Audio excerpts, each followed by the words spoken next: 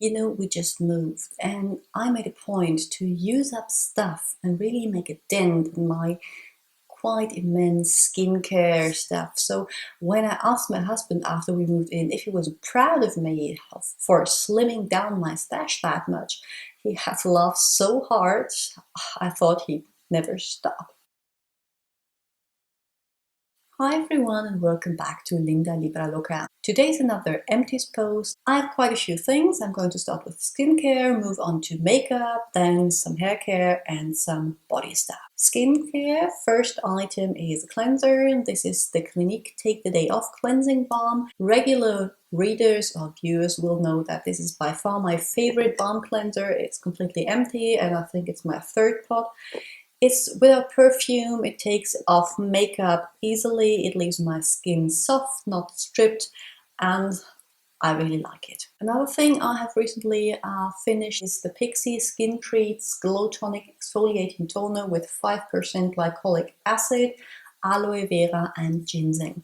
You know, I love my glycolic acid, my AHAs and BHAs in general, and what I really liked about this toner is that it's very gentle. It's just 5% glycolic acid, so I could use it every day for upkeep. I did not experience dramatic results because I had been using AHAs quite some time before I started using it, and that this is one of the few toners you will find that does not contain alcohol. Usually those acids are combined with alcohol. I think that's something to do with keeping them stable, but this one doesn't.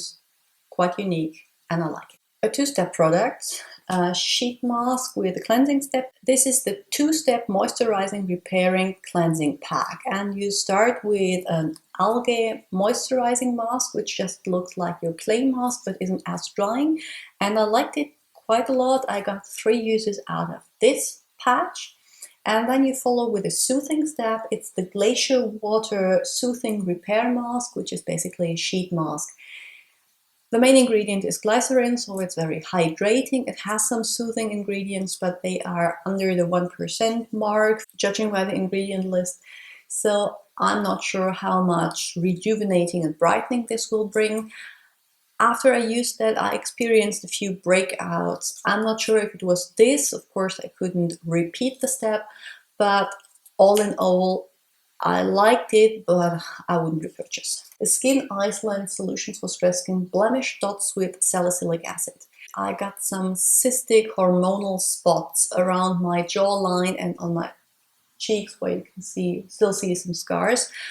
And I used these 12 dots for whenever I had a sit. I would just do my skincare regimen and then put it on top. These claim to be invisible, so they can be worn with makeup, and I do not agree. If you're wearing makeup, it's starting to settle around this patch, and if you're not wearing any makeup, it's shiny. You can see it on your skin, but it's subtle. I did wear it to the house when I was staying at home or just running some errands, and I think it helps, even if it was just because it stopped me touching my zit all the time. At the moment, I don't get these spots, but if I do get them again, I think I might repurchase. Then another sheetish mask. Is this a word? Sheetish? I don't think. Another mask. These are the Verso Reviving Eye Mask, and it was just one use, and it's with retinol 8. I never tried retinol around my eyes, so I was quite afraid that these would leave me irritated and inflamed, so I used them on a regular night at home where I had nothing planned for the next day.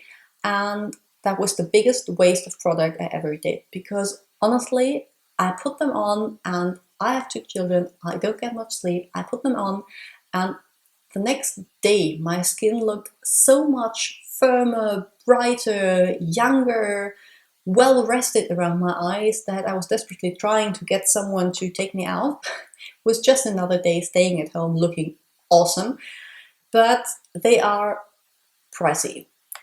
I'm not going to lie, but if you have a special event coming up and want to look your best, maybe before a wedding or a special night out, I think I might repurchase them just to have them at hand if something special comes my way. That's skincare done. Moving on to makeup, and the first thing I have to show you, and I'm sorry it looks kind of gross, is the MAC Pro Conceal and Correct palette in the color Light. And as you can probably see, I've got quite a lot of use out of these two, and I finished the corrector shade. It's completely empty, but I barely touched the other ones. I kept it to use them for highlighting and some contouring for tutorials, but honestly I prefer the Anastasia Cream Contour Kit for that. I mainly use the corrector shade, and I mix the NW20 and NC20 concealer to match my changing skin type. But I think this is more than 3 years old, so it has to go. Another MAC product, this time completely empty, as you can see, is the MAC Matchmaster Foundation in the shade 1.5. And when I got this foundation, I really loved it, because this is a true neutral foundation. I'm more warm than cold, but basically I'm neutral from skin tone, and most foundations are either too warm or too cold on my skin. That one wasn't. But with time it oxidized in the bottle and turned pretty orange, you see. And I only ever got to use the last bit when I discovered the Body Shop Shade Adjusting Drops and Lightening, because then it was a great match. It's medium coverage, it has an average staying power, and the finish is natural, but I don't think I will repurchase. I wasn't blown away by this foundation. That's it for makeup. Moving on to hair care. I have one not quite empty. This is the Dove Youthful Vitality for Aging Hair Thickening Essence. You may know from videos I filmed before that I'm experiencing postpartum hair loss. So my hair looks a lot thinner, especially down here, than it did a few months ago.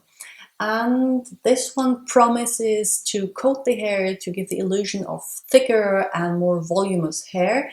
And you just said to apply this along your roots, and it does work. It's not crazy voluminous, but my hair looks, it just has a little more oomph around the crown.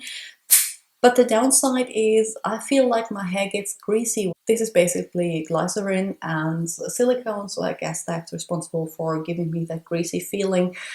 And I much prefer to not wash my hair every day and have less volume until the regrowth starts. I think I'm going to pass that one on to my sister. She washes her hair every day anyway, and she's always looking for more volume. Another completely empty, tying in with the not washing my hair every day theme, is the Chlorine dry shampoo in gentle with oat milk. I love it. I've shown it several times. I'm going to repurchase when I'm in France on holiday. And yes, nothing more to say. Dry shampoo. And then I have two body butters, because last time I had none. Shocking, I know. One is by The Body Shop. It's the Fuji Green Tea Body Butter, and I have to say I liked it, but the scent was too much to apply it all over. I would apply it to my arms or maybe my chest area for some hydration and a fresh uplifting scent, but I couldn't stand it if I was covered in it. And another one is by Asam, and it's the Bath and Body Mandarin Honey Body Cream. And I was sent that last Christmas as part of a PR gift. But I like the scent Mandarin and Honey for summer a lot, because it's just citrusy and fresh, and it's a pretty lightweight cream that sinks in quickly and doesn't leave myself sticky. So I finished this pot throughout the last season. And that concludes my September empties. I have to say I do enjoy making a dent into my stash, because I still have way too much product. My husband's probably right about that. And let's see how long I can keep up with monthly empties posts. Until then, please tell me if you have tried anything and had similar or different experiences. Please comment, rate, subscribe if you're new, if you want to see more of me, and I'll see you all very soon with another beauty video. Bye! Today is another empty head. If you're new, I think I'm going to pass that on to my sister. She uses